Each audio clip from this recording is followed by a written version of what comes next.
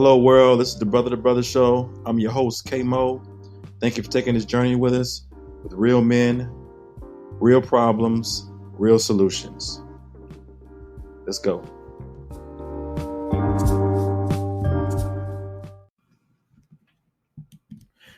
All right, we back to the Brother to Brother Show. I'm your host, K-Mo.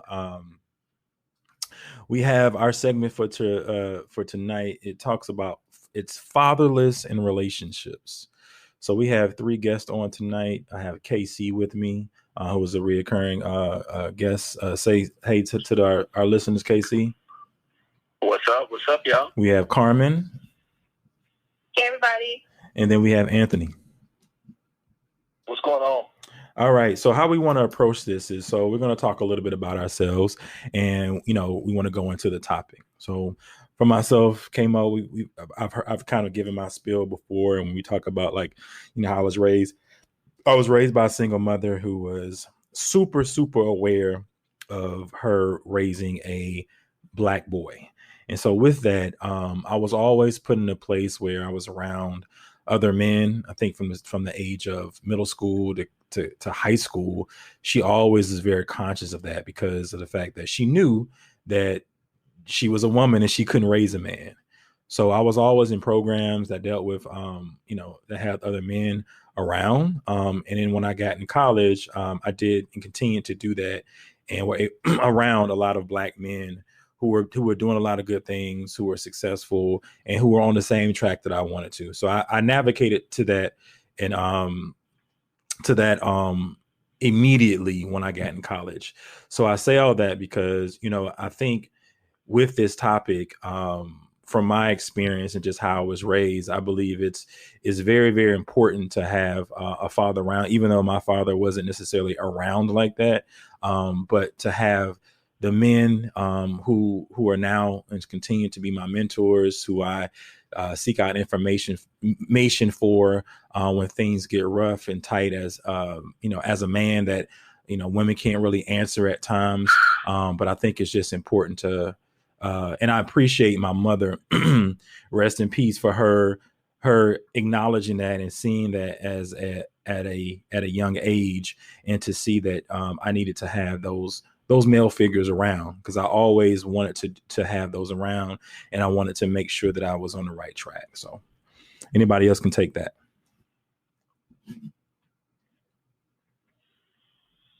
No, this is KC.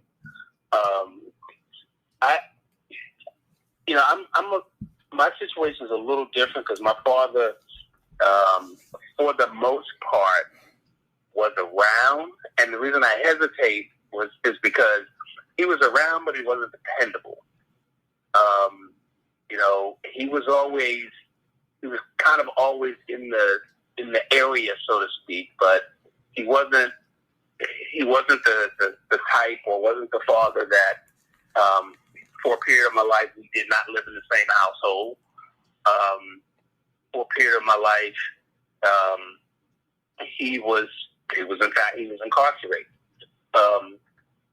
And then the instances where we did live together, he had other challenges, from drug use to kind of not doing the right thing. So, that meant, my father was around, but he wasn't around sharing good knowledge and guidance to me and my brother always. Mm-hmm. And that to me, it's still an absentee father, but mm-hmm. But he was, I knew where he was, so I could call him or go see him. But but it was just it's a different situation where, just not being present. Okay. In a real sense. Right. Thank you for that.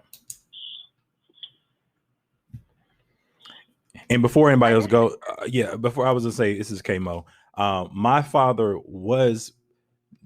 mother raised me, but I knew who my father was.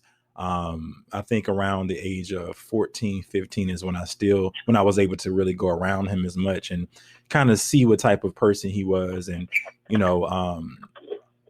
so I say that, but as far as having the really, really important jewels that I feel like I should have gotten at that age, he did the best he could do. And I feel like for that, I appreciate him for that. But I learned a lot more from the other mentors that I had growing up.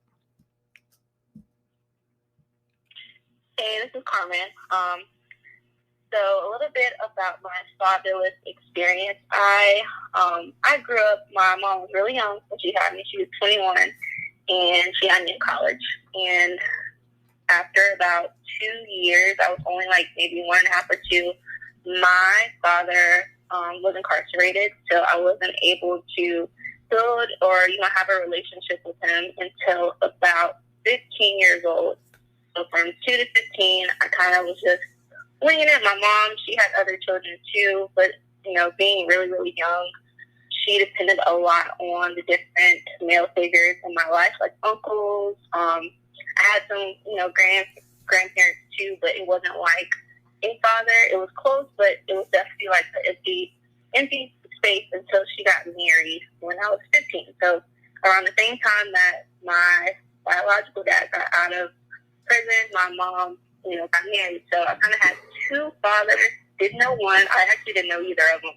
So just that transition, being like a preteen teen and dealing with that, being like, with my mom and my siblings and trying to hold it down. And then after a few years, having these 2 male figures in my life and not knowing how to deal with those 2, I definitely had, like just a weird transition, trying to figure out how to kind of live with a father after being without one for a while. But now, I guess that's the next question. But yes, that was my background story. Okay. Thank you. All right. This is Anthony. So my story is my parents are still together. I grew up in a 2-parent home environment. So they got married in 1978. So next March will make, I guess it's 42 years for them.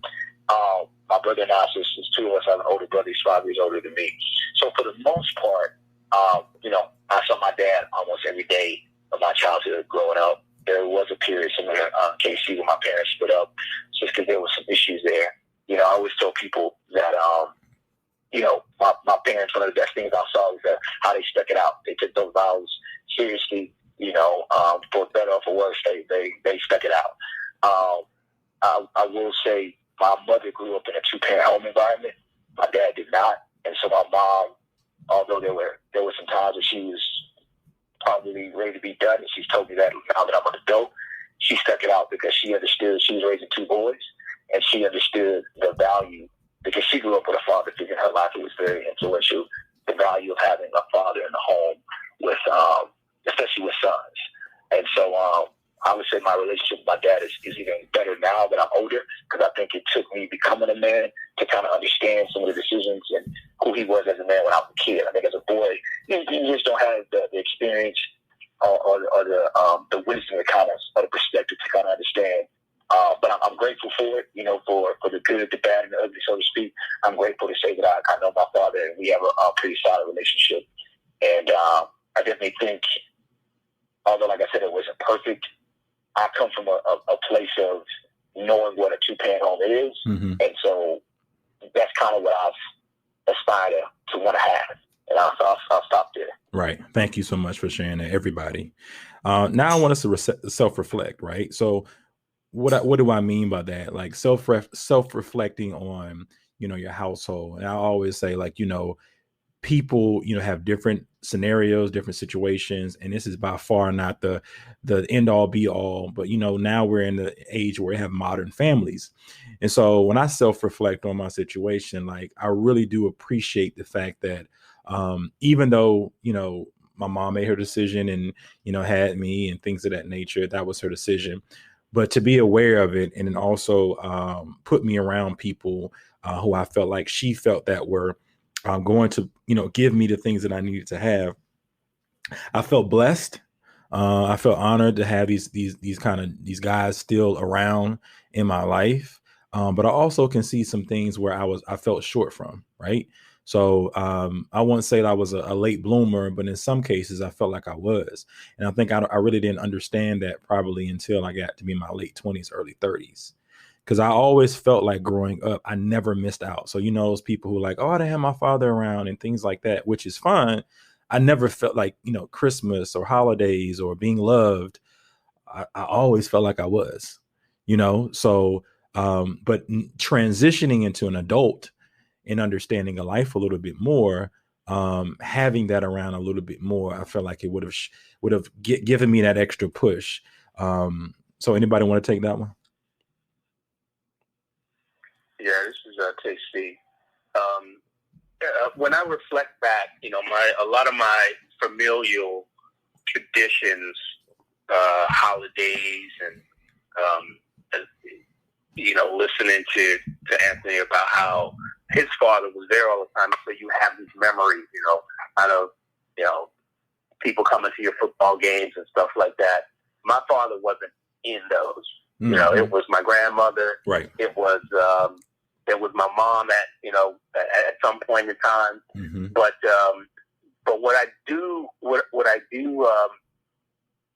kind of hold dear is that, you know, my father and I, we had a good relationship when I was a kid, mm-hmm. but we had a great relationship the older I got, because I really got to understand a lot of the challenges and a lot of the things that he had gone through, mm-hmm. to make him the man that he was. Right. So, you know, once I understood that, I had a newfound kind of respect and adoration for him, and to know that he was literally doing the best that he could do. Mm-hmm.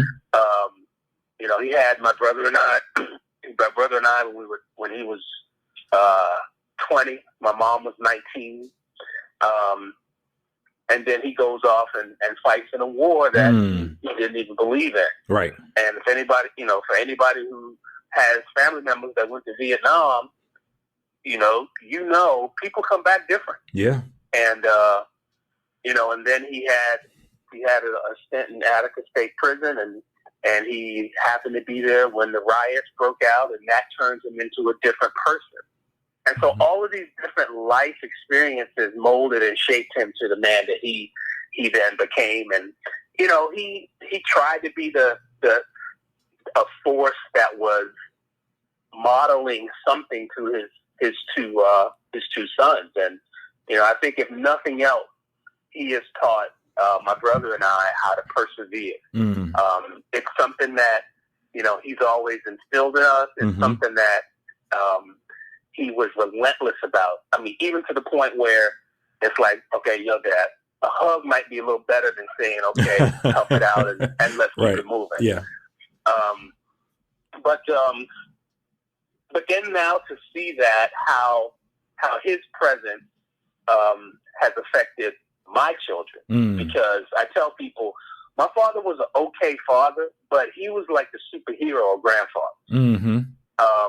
Because, you know, my kids, my brother's kids, they adore him, and they looked up to him like he was a superhero. And many of them, you know, the benefits that we did not get as kids, they got as grandkids. Yeah. And so, you know, I'm glad we kind of had that with my dad. We kind of had that full circle type of moment. He passed in 2015.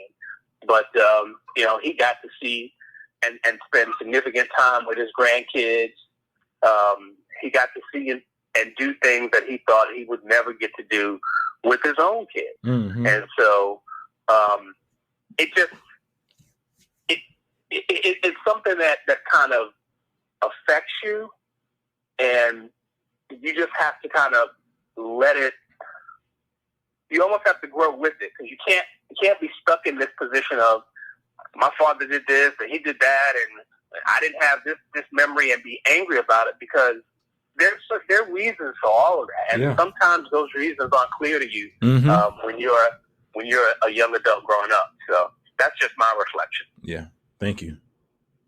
Mm-hmm. Hey, this is Carmen. I can definitely agree with that. Just like letting it go.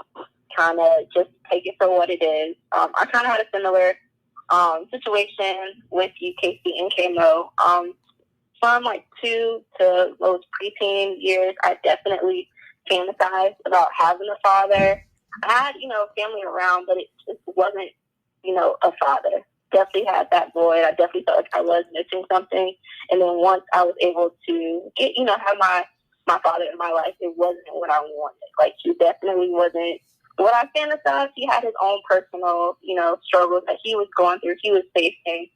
So I kind of resented that. I definitely didn't understand at that, preteen, teen age. And when I was about 21, 22, I kind of had a heart-to-heart with him. It was like after like a really bad situation, I just broke down, and I was just asking him, like, why'd you do this? Don't understand things. And at that point is when I kind of understood, like, he's human. Mm-hmm.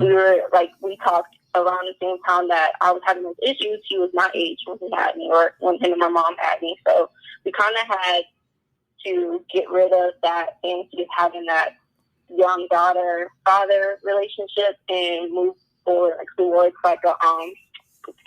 move forward to like a friend. Like, you're an adult, I'm an adult. Let me help you, just maintain, adulthood. And then I also learned about his relationships with his father and how that, it's just like a repetitive thing, a generational curse. And we kind of just try to move forward now, reflecting back, just making a better friendship first versus trying to fantasize, taking those fantasies of what could have happened to what's going on now. And at, mid-20s, I can definitely respect him a little bit more as a man, just to understand, like, he's not perfect. He's not who I thought, he was going to be, but he's human, and he's dealing with things too. A lot of, mental health issues, a lot of struggles being a Black man in, society. So I'm definitely still to this day, like, learning who he is, how he was able to, like, grow up, and that's helped me kind of accept that he's not, I'm not, daddy's little girl, but I am a friend to him, and we do have a relationship, and some people aren't able to have that. So I can just respect that moving forward in my personal life. And then with my stepdad, I definitely was really rebellious at my teenage age. I definitely didn't want him to step in, but moving back, I can definitely understand that he came in, and my mom had, 4 kids? We had 3, and then now they had another kid together. So just as an adult, I can respect him so much because he stepped in and took care of other people's kids. Like, right. I wasn't his child. So just seeing him in a different light has definitely helped me respect him. And it took me being a little bit older to kind of understand and acknowledge that he didn't have to do that. And God placed, these certain people in my life for a reason. Thank you. So that's what I have. Hey, K-Mo, I want to make sure I understand the question. Can you repeat it? Yeah, just reflecting on, like, your experience with, how that is now, and like how did you look at your situation to see what it did for you as a human being, basically, Gotcha. Okay. I think I didn't think I had a model firsthand of what a man could be or what a man should be, or at least a model of it. And so I'm definitely grateful for that. There's a lot of traits of my father in terms of not only just do I look a lot like him. His temper at times, there's certain aspects, and other great aspects about him. My dad went to school for art, so there's some artistic sides of me, and so I just appreciate knowing, okay, I got this trait from my dad versus my mom. So I really, I really just appreciate that, and I'll share this. I ended up. I was a teacher. I was a former teacher, and I ended up teaching. It's been a few years teaching at an all-boys middle school, and so that was a great experience to be able to teach and be a father figure to a lot of young men who did not have father figures in their lives. Right. And I could lean on my experience with my dad and other great men who were around me, and other models of men that were around me to kind of lean on. And something that happened, and I'll choose this to my father and other men in my life. One of the teachers saw me talk to a kid, one of my students, who was misbehaving, and I corrected him. And she came to me later, a Black lady, and she was like, "You're going to be a damn good father." And bro, I almost cried, man. I was like, that hit me. I'm not a father yet, but that hit me hard. I was like, man. So, I'll just, that's my share on that one. Okay. Thank you all for sharing that. Like, it's it's good just to kind of air things out and for our listeners to kind of see where we came from so they can kind of relate to somebody on this call, even though it may be a similar situation. But one of the things, the topic was to talk about fatherless, right? But we also have good experiences with our fathers, and we're not taking it in a negative manner. Now I want to dive even deeper, because I know that was kind of deep, even deeper now, to talk about, like, the question is having a father around important when you're choosing a partner? So, like, when you've had whatever experience you had growing up, now when you're looking at your partner or looking for a partner, is having a father around in your situation and theirs, do you see any issue? Do you see that, I can speak from when I do date someone, I thought at one point, because, I would date women who may not have had a father around. And I was like, I'm going to date somebody who does have a father around. Right. And everybody didn't take the approach. And my mom, was very aware of that situation. And I appreciate her for that. But like if you're dating somebody who may not have had a father around, I date women, then what does that look like when you're dating them? Is it a challenge? Can you all speak to your challenges with even a man? A man has had a father around. How has that challenge been with you or with them? Does that make sense? Yeah, this is Carmen. Okay. I guess I'll start with this. Having the type of relationship with my father, and again, I didn't start building that relationship with him until I started dating, so it's really weird. I guess when I started, I always, had the image of, oh, she grew up without a father, right? And kind of having that stigma on me. But at the same token, my father kind of, told me straight up like how guys are. So at that age, I was just bombarded with all of this information of guys do this, guys do that. So I was kind of aware, and it was kind of a blessing and a curse. So I kind of, heard a little bit too much, but I also was able to get like a man-to-man perspective. Mm-hmm. Now, on the other hand, not having him in my household, I was raised by my mom, who was for the most part very, very strong. She was definitely, she was an amazing woman, and she's super strong. But at that same token, I kind of took her stubborn ways.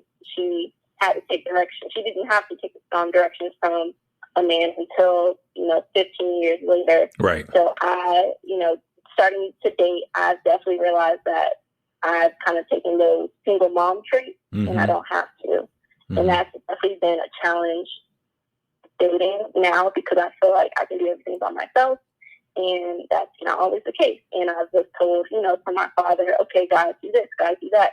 But I think I was lacking, to be honest, that dynamic of a marriage, having like a wife and a husband, and having your dad and your mom in the same household and growing up and seeing that.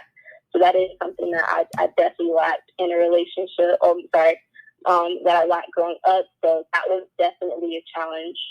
So it is a challenge for me in my relationships, and I'm definitely trying to still figure that out. And I think it is harder to date people who grew up with both parents, like the mom and the dad, because they don't really understand kind of like my mindset versus someone who grew up with a strong, independent mom. So that is very challenging to me. However, I can definitely see, where my mistakes are. I can definitely own up to them. Like, I'm not a single mom. I definitely didn't have to grow up like that. I don't have any kids right now, so I don't have to think that way. And that's kind of how I'm thinking right now, and how my relationships are going moving forward. Mm-hmm. Mm-hmm. Well, this is KC. I've had a couple of different experiences. First of all, when I became a father, I was married to someone who had both of her parents in the house. Mm-hmm. And I think it's very important to understand the type of relationship that the woman has with their father. Some could have a relationship where the father does everything for them, and mm-hmm. they then transfer that into a relationship where they look for someone who does everything for them. And then some could be, similar to, what Carmen's dad did, which is kind of give them all of the try to give them all of the advice about how guys are. And so those show up very differently in relationships. But when I had kids, I was hyper father, meaning I was at every event. I was, involved in every decision because I was thinking, my father wasn't there the way I wanted him to be. My kids are not going to know that. And it really created kind of me just overcompensating to the point where, at some point my kids they were like, look, it's all right if you miss a practice, it's fine. And even to my wife at the time, who was just like, are you trying to make me look bad or what? We both got jobs and you taking vacation to come to a practice. I mean, I was doing just crazy stuff like that. And so then we kind of had to sit down and talk about, okay, this is what I think being a father looks like. She had an idea of what she thought being a father looks like, and they were different. And so we had to come to an agreement on how we would raise our children and assume our respective roles of father and mother. And it's seen now that I'm divorced and starting to date again. Things have raised their ugly head in terms of how I interact with people from a communication standpoint, because I think there's a lot you could learn from your father in how you communicate in relationships. A lot of which I did not get. Now, with your with that, like as you're speaking about that, with your dating now, what does that look like for the partner that do you see any of those traits missing, if they do or they don't, or maybe something about yourself? In my partner or in myself? In your partner. Have you noticed that at all? I have noticed things. I mean, if someone has a really tight relationship with their father, such that their father basically, has done everything for them and really spoiled them to that point, it's real quick to see this person's gonna want me to spoil her like her father spoiled her. Right. If you have somebody whose father was just the provider and they didn't really have a daughter-father relationship, he was basically just in the house, being the provider, then you have somebody who is real hard to communicate with, and they don't want to make decisions. They want you to make all the decisions. So those are just a couple of examples. I try not to automatically jump to, well, it's because you didn't grow up with a father or it's because you did grow up with this kind of father. I try to just, communicate from the beginning because I know my deficits, kind of stem from not having that model that Anthony talked about. And so I know I'm coming in at a disadvantage. So, if I need to learn, if I need to listen, I'm willing to do it. In order to just make the relationship itself feel more positive, more enjoyable. I don't want to be in relationships, and I've seen plenty of these in not only with my father and my mother, but just in my family, where people just stay together just to stay together. They're not happy. They hate each other. And I always told myself I'd rather be alone before I do or stay in a relationship like that. Okay.